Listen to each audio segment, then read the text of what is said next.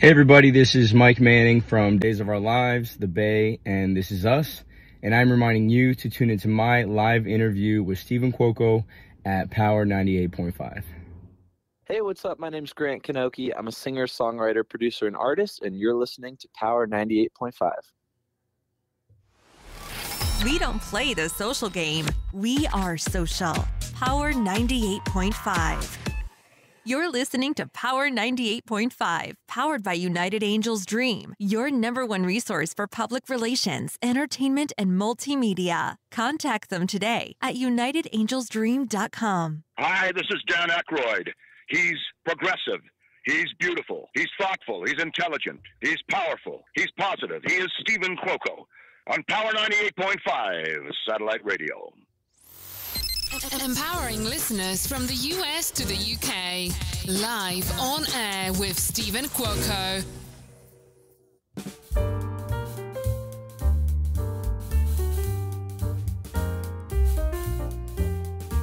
Good morning, good afternoon, and good evening. You are live on air with Stephen Cuoco on Power 98.5. Head on over to power985.com. Click the bottom right icon, I call it sometimes a tick, in the bottom right-hand corner. Send us a comment, questions, anything that you may have that you just love, whether it is Catherine and Company with Catherine Swain, Resilient You with Alicia Pazzoni, as well as myself, live on air with Stephen Cuoco on Power 98.5. Today we've got Mike Manning, so all the fans, all my listeners from here and all around the world, 200 countries and counting, whether you're listening on the iOS or Android app or tuning in on Alexa, in your car, in your home, or anywhere in the world, or even live FM radio, streamitter.com, MyTuner, one of my favorites, and many more is why Power 98.5 Satellite Radio is your premier destination and home for all of the latest and greatest in news, sports, media, entertainment, public relations, reality TV, and more.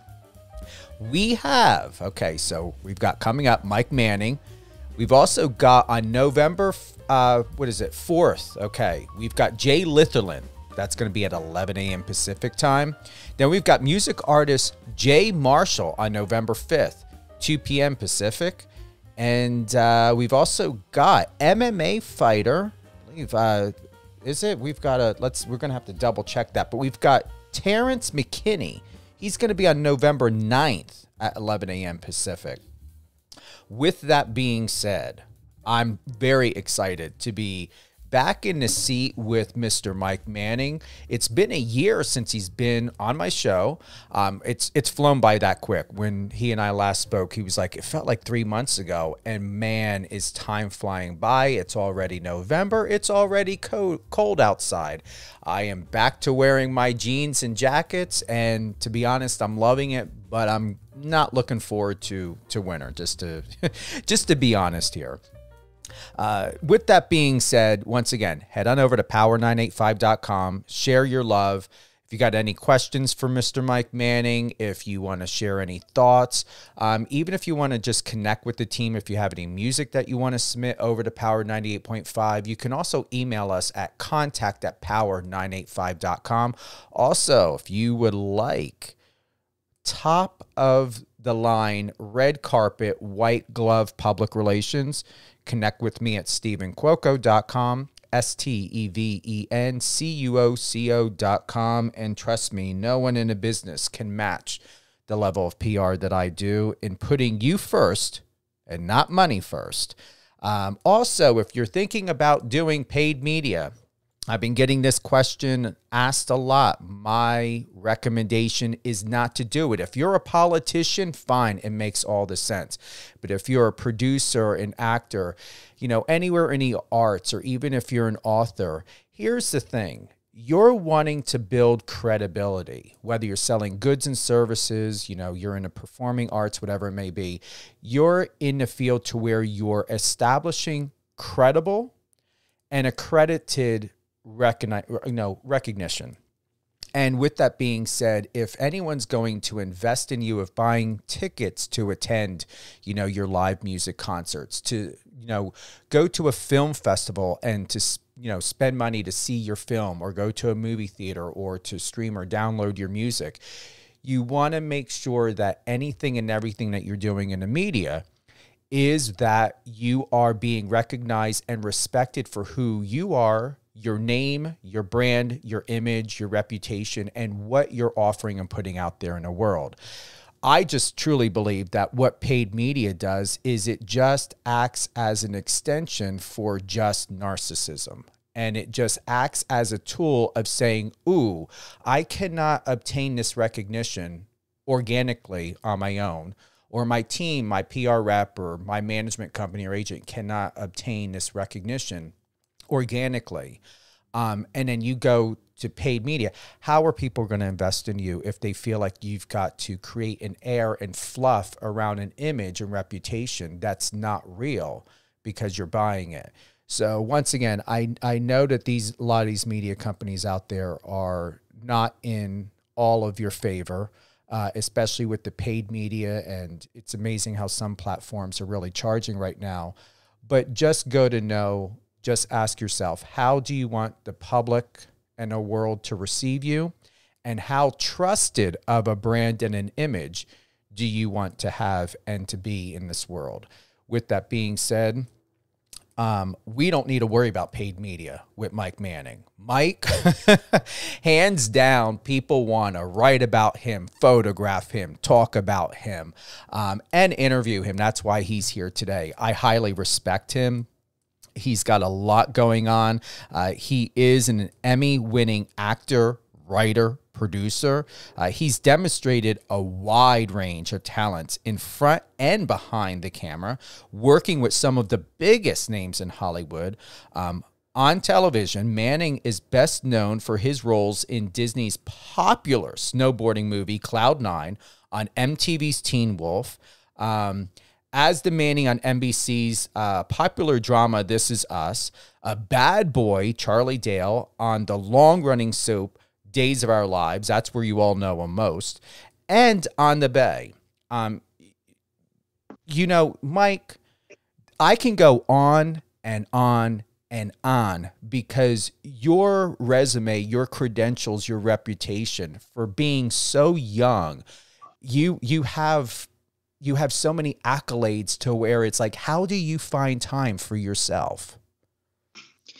Well, thank you for all of everything you just said.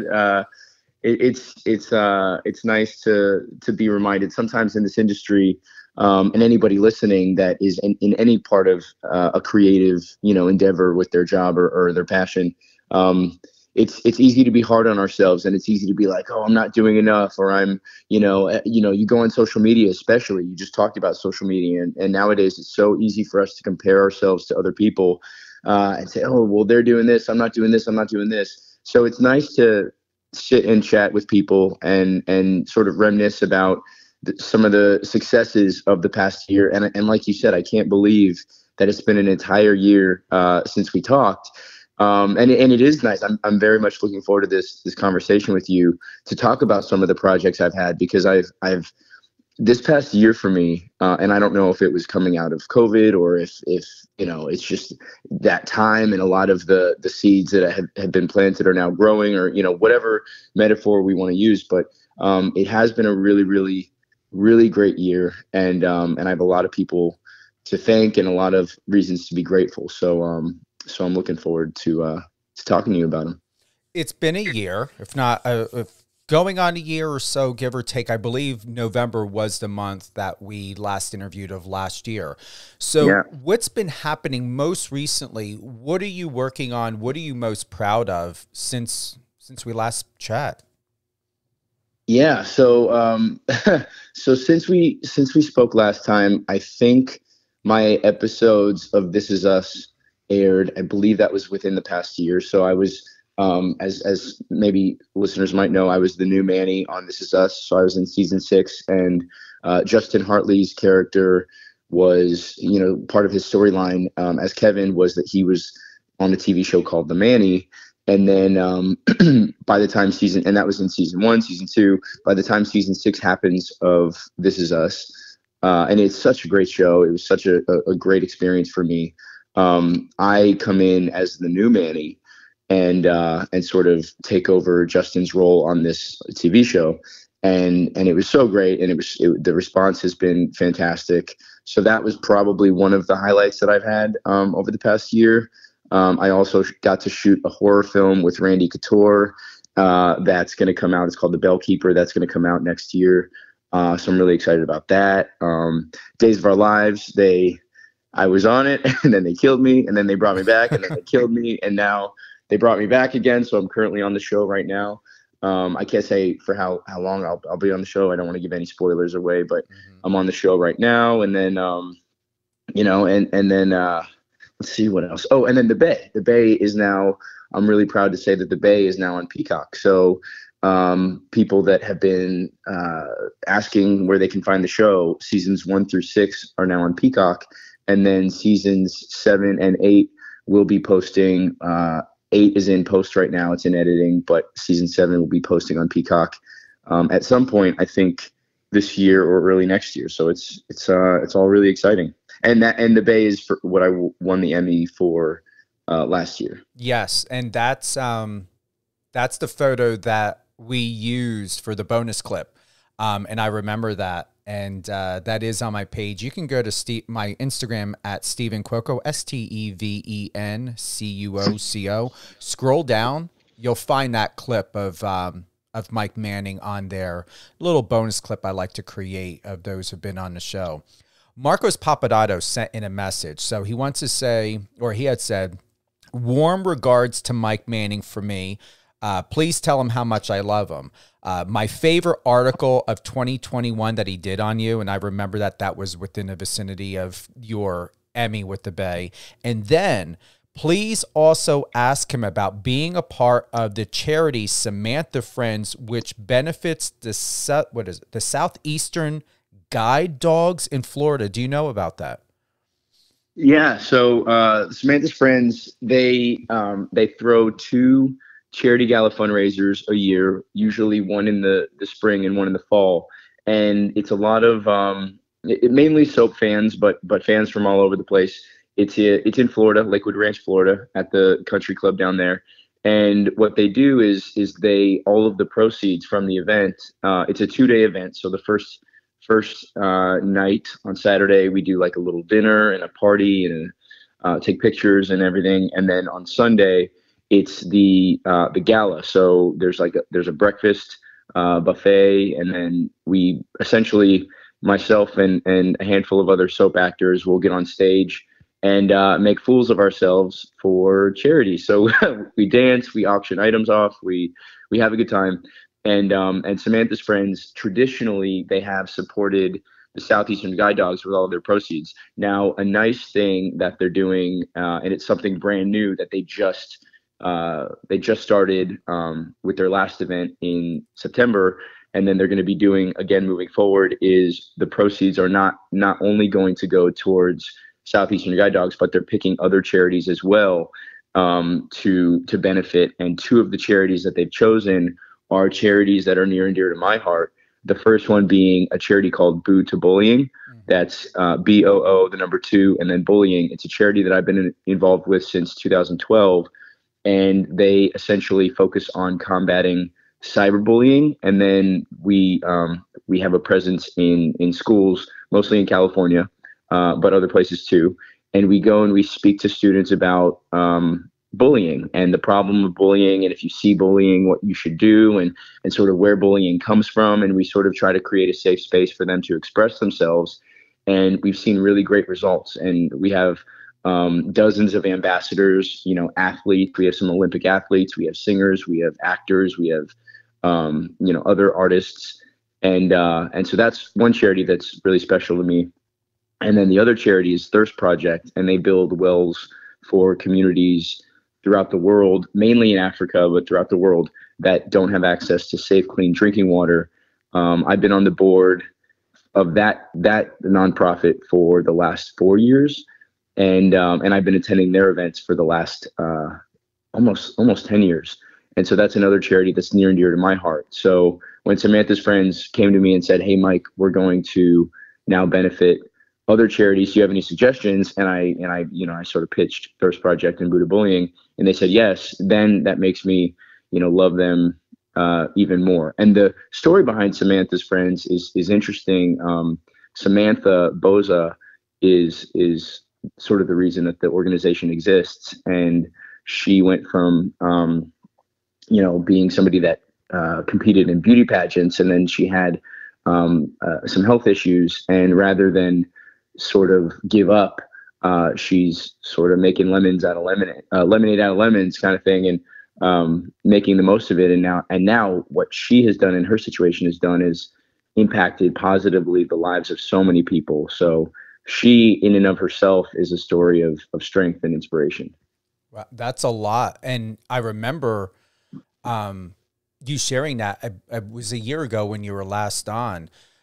How are you, or what do you plan to do when we think about media or events or red carpet or anything? Like, is there going to be anything live where, like Marcos and myself can join, or what are you guys doing like beyond what you're just doing right now? Or well, this is why they need a Stephen Cuoco to go give them some PR tips. Seriously, hook it up. I'll share. Yeah. Actually, I'll do that. I'll connect you guys. I don't think that I know that they do, they take pictures and they post things afterward, but I don't think that they do anything live. So, maybe this year I'll talk to them about it, but maybe I'll live stream, or I'll do something from the stage and tag everybody. That's a good idea. That would be great. And even let's say if they're at, if you have a venue or they've got something going on, depending on, like, obviously, Marcos is on the East Coast, I'm on the West Coast. I can easily bring my, equipment, thank God, of technology, and we can do something live or even live with the radio, however you want to do it. Whether it be video, we could do it and still go live on the radio, or in person. But definitely, I'm being very serious. I'd like to help you and them any way that I can. Okay, perfect. Well, thank you so much for that. What do you have to look forward to 2023? What projects are on the table? I know you had shared a lot, but are you into 2023 yet, or are you still finishing out 2022 and making plans? You've got the holidays coming up, you're doing what you do best, and you're very busy. You've had a busy morning so far. What's in store for you? Well, I absolutely love Christmas time and Thanksgiving time, just this part of the year. So I'm trying to not rush it. I have a tendency to get busy and I fall asleep, I wake up and it's a month later and I'm like, where did the time go? So I'm really, really trying to, this year, especially, my family is coming out to stay with me at my house for Thanksgiving. And then Christmas. No, I'm sorry. I'm going to Colorado for Thanksgiving, and then they're staying out here for Christmas in California, and so I get to see, spend the entire time at the end of November and then most of December with family and friends that I haven't seen in a while. So I'm really going to try to just take it day by day and soak it all in. One thing that, sort of a byproduct of packing up my car and driving out to Los Angeles with a dream 12 years ago is that I get homesick a lot, and I miss the people I grew up with in Colorado. I miss my family, who now they all live in Florida. I'm sort of a mama's boy, so I talk to my mom as much as I can, but I miss her too. And so I'm really going to try to slow down and just be present and take advantage of, Thanksgiving and Christmas this year. Yeah, definitely do that. I can hear in your voice the passion and excitement about being around family and spending time and having, those travel and those moments. So do that. You were in my life, during a time when I had experienced, loss. I remember that time when we had last done your interview. And if you remember me sharing about, me putting career and everything else, and my mom's passing, unexpected passing. And so with that, I know you're going to make the right decisions. I know you're going to continue to be like, hey, and take a pause, but still it's always good to have a reminder. And what I want to share with you is definitely force yourself when you need to or have to to take that pause, even if it's for you to be like, you know what, I'm going to go outside for a walk. I'm going to leave the phone in the house. I'm going to go outside. I'm going to do something. That self-reflection, and that is so very important, especially for you being so vulnerable and transparent within who you are personally, but also in your career, Mike. You don't want to have any of that energy surrounding you or encompassed in what you're doing of like, oh my God, what the heck did I do? I put this first. I put that first. You know, I should have did this. I should have done that. But I'm confident you're going to make the right decisions. Well, yeah, and it is a conscious effort, because I think for somebody that that did pack up my car and drive out to Los Angeles on a dream, and I knew one person when I moved out here, and barely, we weren't even that close, and so it was a scary time. And I think for the first several years that I was here, I was very much about, you know, keeping my head down and working and working and working and working. And I would look at people all around me, you know, booking big jobs and doing big projects. And I would always compare myself to them and say, oh, I'm not doing enough. I'm not doing enough. And I did have friendships and relationships suffer for that.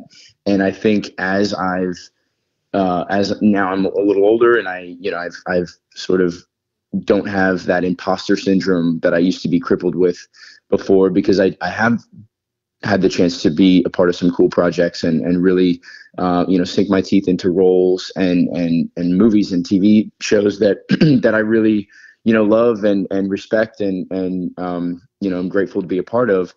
Now, I think it's the exact opposite. Now I find moments to just be human and just slow down. One of my favorite sayings is, as artists, we can't pour from an empty cup. And you can't, as a creative person, you can't give yourself fully to situations or to roles or to, the people around you if you're only running on half a tank. And so especially since COVID and the pandemic forced us all to slow down, especially these last couple of years, I've really taken measures to sort of try to slow down and be present and take time for myself and my own, relationships and people around me, and going out of my way to let people know how I feel about them. And I've absolutely seen a difference in interacting with people and also just feeling a sense of calm and a sense of zen that I don't think I necessarily had, 5, 10, 12 years ago. When you had mentioned, and this is the whole reason why I'm so drawn to you, because of how authentic you are. When you had said about and shared with us, Mike, the imposter syndrome, that is different for many people. Are you comfortable to go a little bit deeper to share what that meant for you in your experience, and any tips and insight of what you've done, in your life to help come back to your true self and to be your true self and live in your, through your truth? Yeah. Thank you for that. That's a good question. I think the imposter syndrome comes from, I grew up in Colorado, and I've been doing theater since I was 12. I love acting. I love performing, but I didn't have any actors, professional actors, people making a living from it. I didn't have them in my life and sort of in my orbit in Colorado. And so I knew that I loved acting, but it never even crossed my mind that I could make a career out of it. And it wasn't until college where a friend asked me to go on an audition with him. And he came up to me, and we're studying for some business test in business school. That's where I was, I was going to school for business. He comes up to me, he goes, Mike, you used to act and audition and stuff, right? And I said, yeah. He goes, there's an open casting call for a reality show. And I want you to come with me to help me get on the show. And I said, what show is that? And he said, it's called Real World on MTV. And I said, oh, okay. And to be honest with you, I'd never even watched the show. And so I was like, okay, fine, sure, whatever. Didn't think much of it. I ended up going to the casting call, and out of there's like I think it's something like 33,000 people that year auditioned to be on the show to fill 8 spots. And so in my mind, I'm going there, I'm having fun with my friend, I'm trying to help him get on the show. Didn't really think much of it. Long story longer, they cast me on the show, and that was when my life changed. went to Washington, D.C., and I filmed 3.5 months on the show. And then my episodes started airing, and I went from being sort of an average kid in Colorado to everybody knowing me and my family and my story and personal details about my life. And then I had a manager in Los Angeles reach out to me on Facebook and convince me to pack up my car with all my belongings and drive out to Los Angeles and quote unquote give it 6 months. And he convinced me via Facebook that I would become a big star in 6 months and that I should take the leap and do it. And of course, it took a lot longer than 6 months to be doing what I'm doing now. But I think because of that, I had imposter syndrome, and I show up in Los Angeles and I'm, going to these events, or I'm, going to these red carpet things, and I'm seeing all of these actors that I grew up watching and respect. And of course, I'm only human. And of course I got nervous, and I'm like, what am I doing here? Why was I stupid enough to think that I could be among these people and doing what these people are doing? I'm just this kid from Colorado, and who's done a dozen school plays, but like the fact that I did Oliver Twist when I was 14 years old is not going to help me now. Nobody cares about, Oliver Twist and whatever. And so I think I had to get over that. And for the first several years in Los Angeles, I was taking every single acting class I could. I was taking comedy and drama and groundlings for improv, and everything that every class and every book I could get my hands on, I would study, and I felt like I was playing catch up. And it wasn't until I found my tribe and I found a handful of good friends in Los Angeles that were sort of doing the same thing I was, that I was like, wow, like I need to stop and smell the roses and be grateful for the journey that I'm on. I'm surrounded by people that all have the same dream as me, that packed up their cars and drove themselves out to Los Angeles, and they're hustling and they're trying to do the same thing. And that is the journey is what makes it special. Being able to be here and surround myself with people that care so much that they packed up their lives to pursue this dream. Those are the types of people that I want to be around and really feed off of that energy.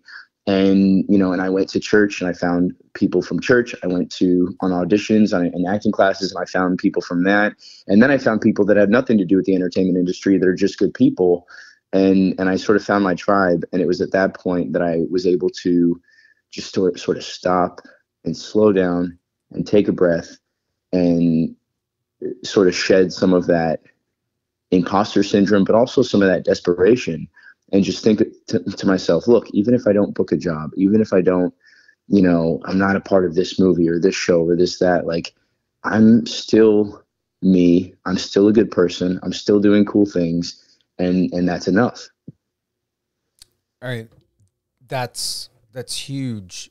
And why I say that's huge, because, and I'm processing what you're sharing, is so many people go through that, and it took me a long time to understand what that meant.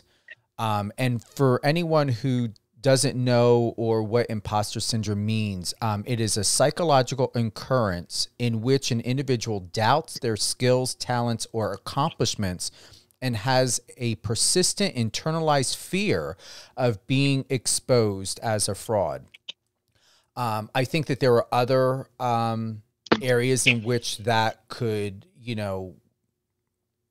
could lead into, but there are, a person who's either a perfectionist or someone who's a natural genius, a rugged individualist, the expert, the hero, according to Dr. Young, the 5 kinds of imposter syndrome personalities. So that's what it means. I think we all have a tendency to go through that. Yours is it's very common.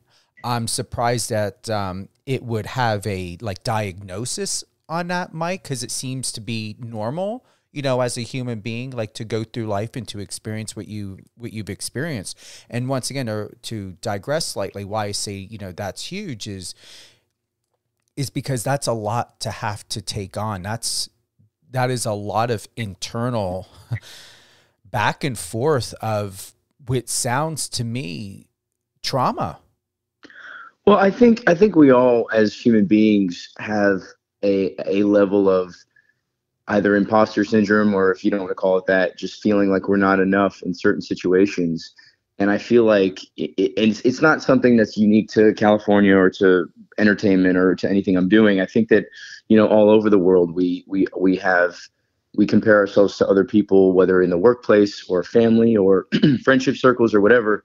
And I think especially now with social media, that comparison has been heightened. It's so easy for us to go and scroll through Instagram and see everybody at their best, and these filtered pictures and these sunset, pictures on beaches and this and that, and we sometimes forget that we're getting the snapshot highlight of somebody's life. We're not getting all of their lives. And so we're not seeing the drama. We're not seeing the hardships. We're not seeing the struggle.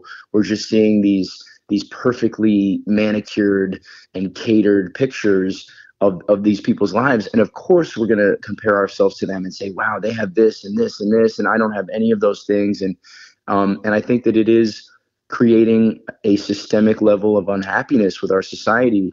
And I would encourage people to sort of not do that, and to not compare themselves to others on social media, and just to look in the mirror and think of all the good things that they have going on in their lives, and all the positive things that they have like that they can look forward to, or positive people they can surround themselves with, and really take inventory on the good things, because that is how we sort of keep our sanity.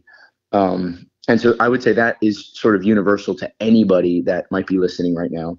Specifically to those in the entertainment industry, I think it goes one step further, because not only do you have you on social media or socially comparing yourselves to other people, but every single thing you do is under a microscope, and you have people from around the world critiquing what you do. So if I go to a red carpet event and I take a picture on the carpet, and somebody doesn't like my shirt, they're going to comment on it. Or if I say something in an interview like this and somebody doesn't agree with it, then they're going to criticize me for it. And so I feel like for a while, that also, as I started to do bigger projects, and as I started to sort of build my brand as an actor, that magnifying glass would get bigger and bigger, and more people paid attention to the things I did, both positively and negatively. And that was also something I had to get over, not reading the comments and just sort of doing me and being the best version of myself I can be, and recognizing that I'm not going to please everybody. There is no situation where you do something and every single person is happy with it. Somebody is always going to try to criticize or comment or whatever, for whatever reason. And I don't know, and I don't think we need to get into the science behind it, but there's always going to be somebody that tries to tear you down, and recognizing that I can't please everybody, and that's just something that's going to happen. It's a fact of life. That also freed up some of my my anxiety and my will, like my desire to please. It sort of freed up my brain to be present and to be sort of doing what I want to do, and surrounding myself with the people and the projects that I want to surround myself with, and being honest. You spoke about authenticity earlier. Being free to be authentic and not caring who I piss off, as long as I come from a place of love and compassion and trying to be a good person. What really surprises me is I would never have thought you struggled or had any experience or experiences with anxiety, because you're just so well composed, and I don't believe that you put an air on. I feel that you are like you are now, as you always have been since knowing you. You have a very, very gifted way of just basically being a moment and just dropping it all and just, let's look at what's on the table. It's extraordinary of what you do, just how balanced you are, even through your life experiences, Mike. It's just remarkable to hear your story and your testimony. You still amaze me and surprise me every time we chat, because you helped me to understand better about you and through your life experiences that I would never, never had thought you were going through or having in your life, because you're just that darn good to where you know how to hold it together, or at least I believe you helped me believe that you have it together. Thank you for saying that. Again, it's all, you're getting the highlights. You're getting the highlights of my life, and you don't really see the struggle. But I think it's important for us to sort of share that with people as well, so that they understand that they're not the only ones going through, fear or anxiety or whatever, everybody else might be facing. You've got your phone by you, right? Yes, sir. Okay. I just sent you a text. I wanted to ask you something. My assistant Christina sent something over. This is something I never knew. Okay. Can you check that text for me? Oh, yes, I am. Okay.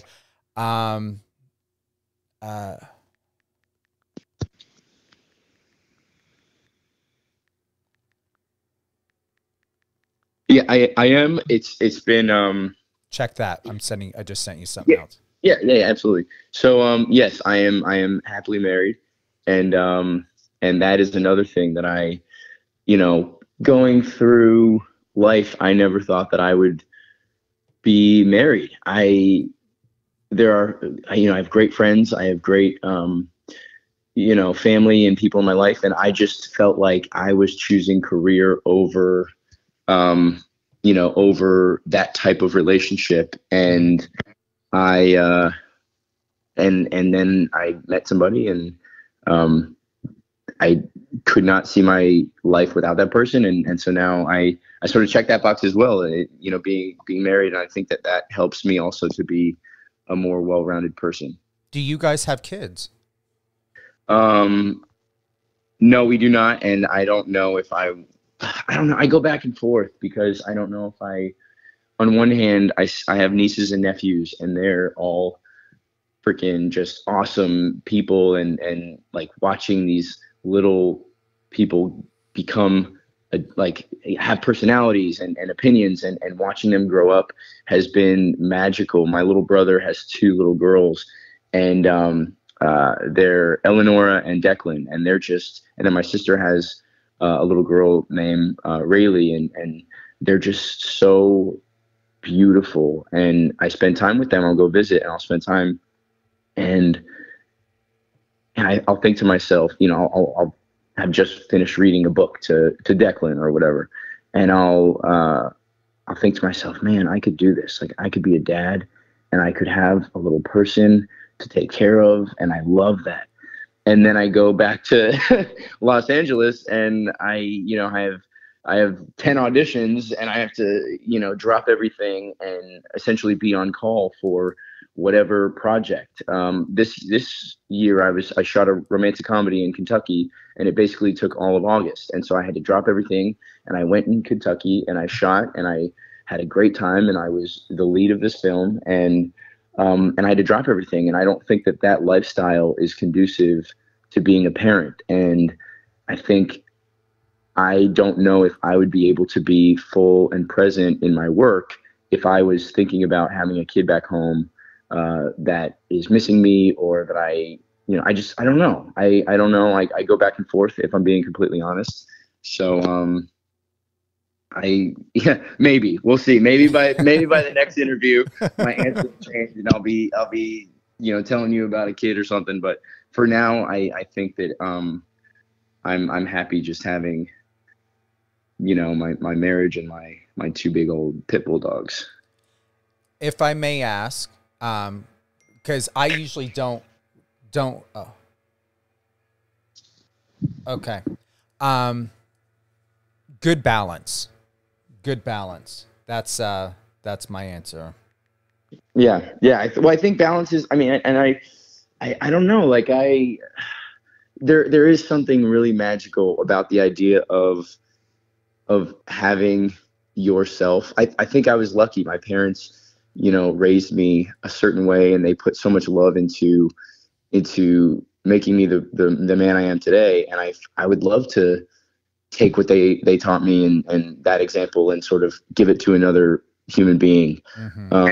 Also, adoption's a thing, because there are so many children on this planet that don't have that love and don't have that example. And so that's also something I thought of is adopting and sort of trying to find a child that already exists that I could give love and time to. And I don't know if, I guess I feel like I'm rambling now, because now I don't know what I don't know what to say. I don't know what's in my future with children, but it's definitely, I guess the short answer is it's not out of the question. I'm adopted, and I will say one of the things that I would like to share with you to bring ease or peace of mind. There are thousands, if not there's tens of thousands, if not hundreds of thousands of children just in our country alone that need foster care or help. I think to look at yourself, think of what age would it be best for you to be able to know that you can be Mike Manning, you can be that father, that parent, everything that encompasses you. What age would that be? I'm going to honestly tell you, I would rather adopt a teen. The reason why is because, for me, they can take care of themselves, and I do very, very well to help nurture and to advise, and then know that that person can go ahead and take that information, process it however they choose to, and be able to maneuver through life and embody that wherever they go, of however they choose. I think teenagers would be the easiest. I know that they usually are the most hardest to get homes. They usually what they call age out of foster care and then thrown in a world, and that's where most of them get subjected to prostitution or homelessness, big time homelessness. If you want a baby, great. If you're thinking maybe a 10-year-old, great. But also consider this. You're the perfect age and perfect person to where if you think of a 13, 14, or even a 17-year-old, just think of yourself, how much time can I put into help enhance and elevate another person's life? And no matter what, you will always be that mentor and that loving confidant to that child. And just know to where it's like, if I have a baby, am I going to be having to spend tens of thousands of dollars on nannies? And as a Manny, your experience on this is us. Am I going to have to spend all this money for someone else to watch my kid? Or would you like to have someone that's older who can take care of themselves and wipe their butt, and you don't have to potty train, and they know how to make their own food, and you can give them lunch money? I think it would do great with the teenager. And like I said, I'm saying that because I understand you. I'm more and more, I really want to thank you for, I know we're live and our listeners are listening. For being here with me, I want to thank you for gifting and giving me the opportunity to unfold more of those layers of who you are. And I really believe, no matter what it may be, just decide for yourself, where can you have a clear conscience, where if you're able to be present and to help someone, and to know that you can be available to the best of your ability, so you don't have to leave it up to outside resources or a spouse or someone to take care of a child if you know you're not going to be completely available. So I hope that helps. Yeah. Well, can I tell you something, Stephen? Yes, please. I don't know if we've talked about it, but when I brought that up, I did not know that you were adopted. Yeah, I was adopted when I was 9. Yeah. I didn't know that. So I brought up that idea completely independent of realizing that I was talking to somebody that was adopted and whose life was changed in that way. So thank you for sharing that with me. And that's I think that's a really cool thing. I think that I think that this conversation is helping me understand the benefit that would give to another human, and you being the perfect example of that. I think, I'm really glad that we're talking about this right now.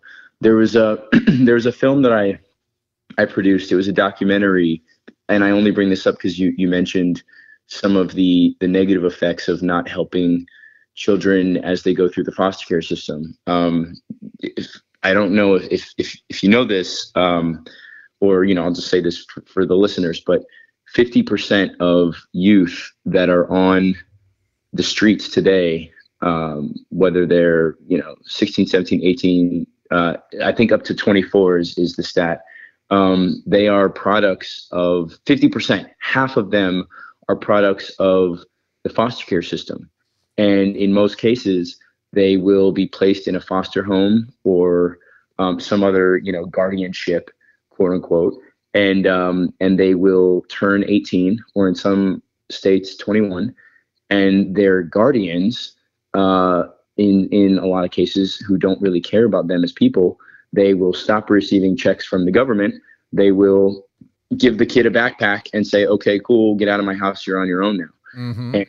And I don't know about you, but I couldn't take care of myself, or it would have been very hard for me to take care of myself when I was 18 if I was given a backpack and really nothing else. And, it's so sad because a lot of these kids have so much potential, and there is not enough of a safety net to protect them once that happens. I think that there should be in every state a place where a young person can go, whether it's, if they're running from drugs or alcohol abuse with their family members, or violence, or whatever else, or if they're, if they age out, like you said, in the foster care system, there should be, no questions asked, a place where they can go and receive food and shelter and, help to, maybe finish their high school diploma or apply for jobs or whatever else. No questions asked, because as you probably know, within the first 2 weeks of living on the streets,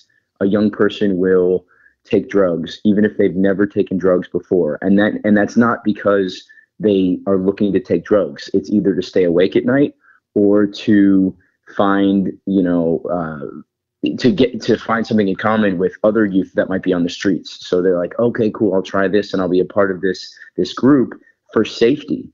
And it's to sort of have that group that you can spend the night with for safety, because they're scared out of their minds and they don't have anybody else. And then in most cases, within the first month, they'll be robbed of all of their possessions. They'll be assaulted physically, and they will perform survival sex. And the trauma that causes a young person is, once you pass 1 month on the streets, it is very, very hard psychologically to rehabilitate you from that trauma and to sort of help you pass, help you become a healthy, productive member of society, which is what we want for all of our citizens, right? If you think about it just from a numbers, dollars and cents standpoint, we should be investing in the safety net for these young people so that we protect them from this trauma, so that they grow up to be healthy, productive, tax-paying members of society, and so that they're not on the streets, so that they're not, stealing and going to jail and stuck in that system, which is also, very hard to get out of once you're in it. There are so many reasons that we should have the safety net for these young people. And so that's why I produced this documentary. We released it in 2020. It's called Lost in America. And we traveled to 13 different cities and talked and get to know young people that are going through this very same situation that we're talking about. And then, we were fortunate enough to get Rosario Dawson and Jewel, Grammy-winning artist Jewel. They were both executive producers on the film, and they're in the film. And Jewel talks about, being homeless herself and washing her hair in the bathroom of a Wendy's. And now she's a Grammy-winning artist. Halle Berry in our film talks about her time at a battered women's shelter. Jon Bon Jovi in our film talks about opening a center for homeless families by where he grew up, in his neighborhood. So it's a really special film.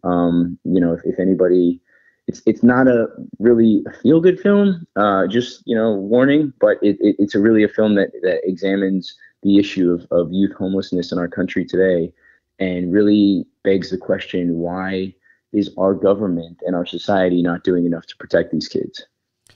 And with that, I'm going to honestly say everything is an economy. Homelessness is an economy. War, sickness, poverty, all of that. To share, and as you were talking, you helped me to remember. Well, I remembered but at the same time, I did a little prayer and I was thinking, should I say something? And to share with you, since we're on this path of transparency and vulnerability, I'm just going to say, fuck it.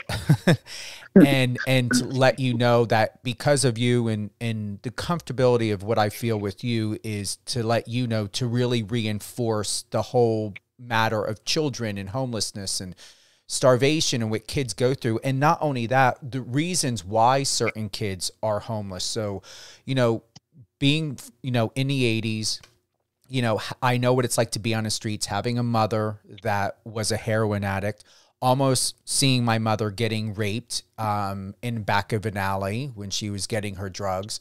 You know, when the state took me away when I was 7.5, it was December 26, I believe it was 1981, 82. I was 7.5 at the time. And literally the day after Christmas, 2 social workers, 3 cops. And I remember when I went into foster care, like the whole point in this and why I'm adamant about adopting or helping older kids is because I was on that cusp. I was right there to where most kids, even at the age of 7, 8, or 9, are not adoptable. Everybody wants babies, or they want a 3-year-old or a 2-year-old. And I think maybe 5 is usually the cutoff point. And even today, still, people don't want older children, even children that are 7, 8, and 9. I was lucky that the foster family that took me in also wanted to adopt because my mother could not have any more children. She had a tilted uterus, but she did have a biological son that was older than me. And I remember when I was taken, I went through an eating disorder. I shut down emotionally. I would not let anyone love me. I'm still learning how to allow myself to be loved by other people and to be vulnerable. But also at the same time, it was a time where kids were highly medicated and easily thrown in a juvenile system to where they were raped, murdered, not only by their own, but even by the staff. And I remember I was deteriorating so fast because I just shut down. And I remember my social worker, Judy, had said to me, she goes, Steven, she's like, you got to make this work. She's like, if you don't, she's like, I have nowhere else to put you. She's like, I'm going to have to, put you in a facility. And I wasn't scared for myself, but I became scared and concerned for how she felt over my well-being because I went through enough, like, the shit that I saw and experienced, walking around with garbage bags at times because, my mom or, and her husband didn't pay the rent because they put it towards drugs or whatever. It was a very much to where I learned things that children should not have learned at a very young age. And I was not scared because I already faced death in so many ways, literally, physically, everything.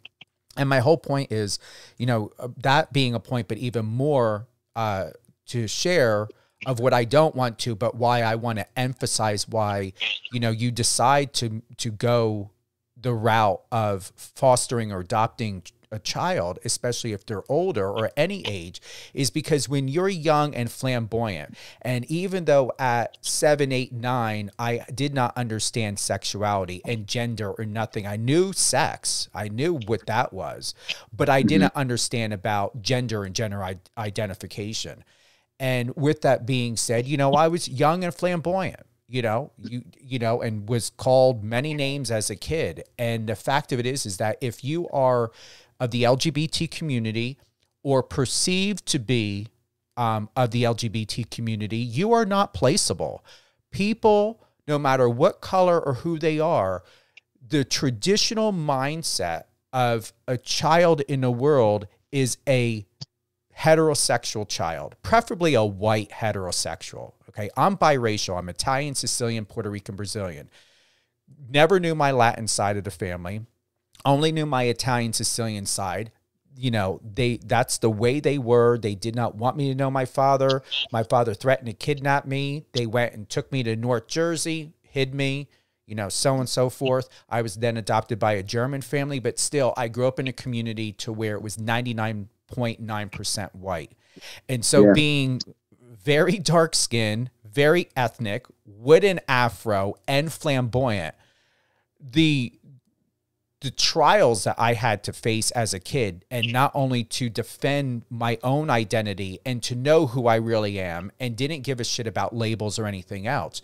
Children are most, like what you said, put the backpack on, get the fuck out of my house. They're normally they're not hetero. They're of the LGBT community.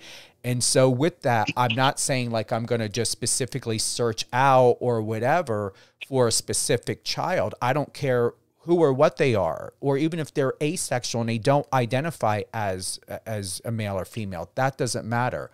The fact of it is that still to this day, what is most difficult are kids that have learning disabilities, kids that are autistic, kids that have a handicap, and kids that are LGBT are the most at risk of homelessness, murder, and non-placement of a home. And if they do end up finding a home, they're usually given back, or like you said, thrown out on a street or aged out, and they've got nowhere to go. So with that, and why I didn't want to talk about that, but to share that because of you and for you, Mike, is you never know who you can help and how that person's going to turn out.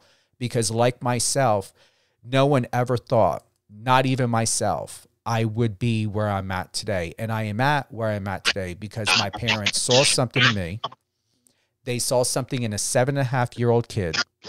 And they said they had to wait until, you know, everything ran out. You know, there was a process at that time, and they were trying to give my mom a chance to get me back and waiting for her to get rehabilitated, blah, blah, blah, blah, blah. And then they were like, if we give you back your son, you can't have your husband in the house.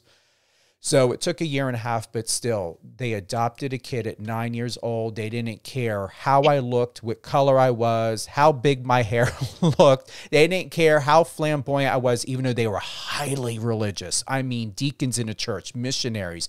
I mean, big time. You would never have thought that my parents would have had a child that's gay. Never. Yeah, well, I mean, that's beautiful. It's a beautiful story, and it just goes to show you that, you know, there are hardships for whatever reason that people go through that does not need to define them. You are not defined by your trauma. You are defined by what you do with it and who you become. And it's like we can't control the cards we're dealt. We control how we play them. And now you have a testimony to share with other people, to inspire them and show them that they are not their trauma. They are not what's happened to them. They are not the hardships they're going through. They are the strength that it takes to get through those. And then the people that they become on, you know, when they come out on the other side, they are stronger, more capable people that then have a story and a testimony to share. Mm-hmm. Thank you for letting me share that with you. And it was important because it's not talked about a lot. And I sometimes wonder, and I look forward to those uncomfortable moments like I had, not with you, but in that moment, but then became comfortable because of being comfortable with you to share that. Cause you just don't know. You just don't know what's on the other side. Just like with you, with the imposter syndrome and the anxiety and everything, and I didn't even know, you know, that, you know, you weren't available anymore to the public. And so we just don't know. So for what it's worth, to everyone that's listening, you know, remember, there's always someone out there that can use help. And I appreciate you for doing that documentary. And I remember you shared that before, Mike, and maybe do a part 2 or something updated, or maybe whatever it may be. But it really is a conversation that most people, I believe not even in government, want to have a conversation about. Yeah, well, it's a huge problem, and nobody wants to take it on because they don't want to fail. And I feel like with homelessness is such a huge thing, and it deals with mental health, it deals with affordable housing, it deals with so many facets of the issue of homelessness in our country today. And so that's another thing that we try to do with our film is just to cut out the sliver of youth homelessness. Like, don't try to address the entire pie right now, you know, Mr. Politician or Mrs. public figure or whatever else, whomever's going to make those decisions and change those laws. But it's like, don't try to tackle everything. Just help the kids, help homeless youth, because then if we can create that safety net, it will then help, prevent other adults, when those youth grow up from being homeless. And we might not see the change, next year or the following year, but soon you will have an entire generation of people that you've helped prevent from being on the streets or helped off the streets. And that is when our society, I think, will see a dramatic decrease in homelessness.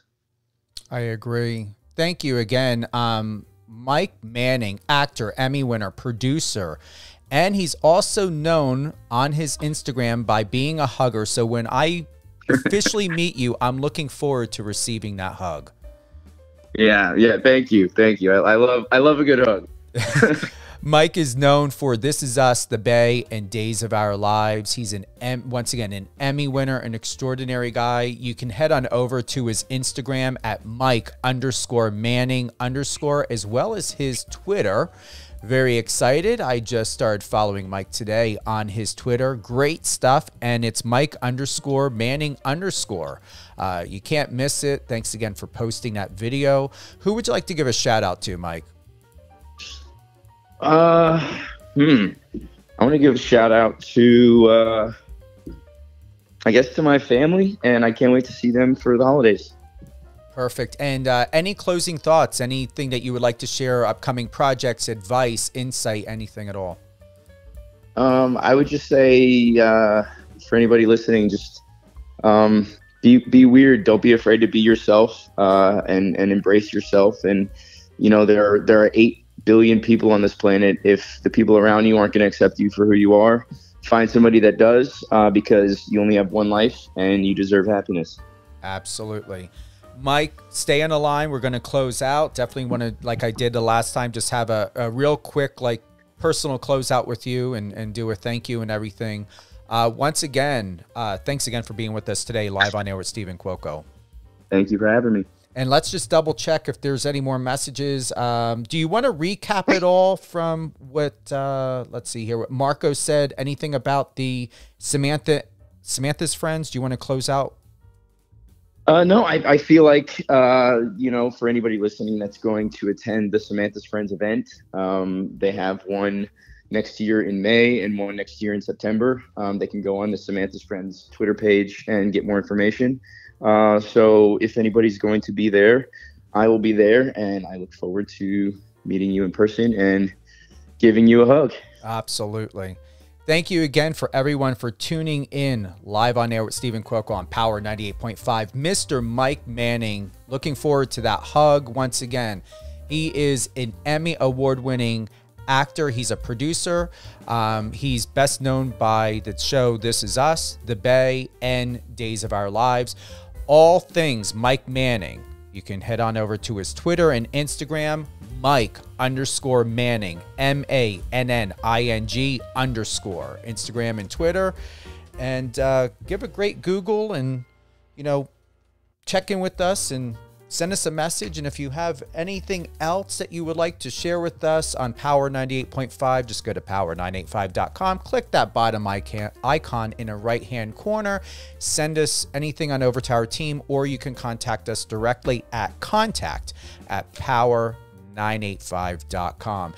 Remember, tomorrow, 11 a.m. Pacific, we have Jay Litherland. And then on the 5th at 2 p.m. Pacific, we've got music artist Jason Marshall, and we're going to do a live music drop. Enjoy the rest of your day. Stay warm, stay cozy, hug yourself, hug someone else. And remember, if you ever feel not safe, just take your arms, wrap them around yourself. It's something my counselor had shared with me a long time ago, and it really helps with self-soothing. Self-soothing. I had a tongue twister there for a moment, and I'm doing it right now. Just take your arms, just gently, don't force it or overstretch, just wrap yourself and feel it. If you need to move, sway back and forth or around in a circle, whatever it may be. Anytime you don't feel safe, anytime you're not feeling love, anytime you just want to come back within yourself and to feel you who you perfectly are, just gently wrap your arms around, move, put on some music, just sit there, meditate, pray, whatever. And even you can go ahead and rub the side of your traps. I'm doing that now. Rub the side of your traps. And once again, it does work. It's great for self-soothing. Have a great day, everyone, and thank you again.